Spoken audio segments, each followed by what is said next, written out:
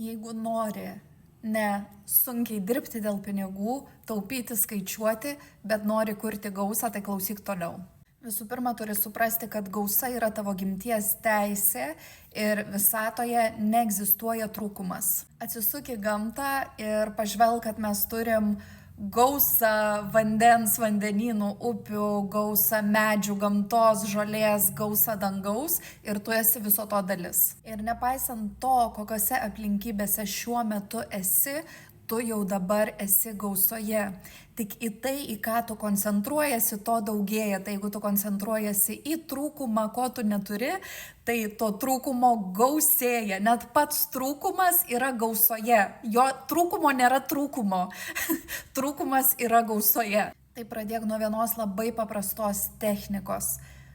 Pasakyk 5 dalykus, už ką esi dėkingas šiame momente. Ką jau turi. Ir pažiūrėk, kokia magija pradės vykti tavo gyvenime. O jeigu nori įrankio, kuris iš esmės padėtų atkurti sveiką santykį su gausa, sveiką santykį su pinigais, su savim, su saviverte, susijungti su savo aukščiausia versija, tai tam aš sukūriau pinigų srauto hipnozę ir nuoroda yra profilyje. Jeigu kils neaiškumų, visada gali susisiekti ir siunčiu visiems meilės.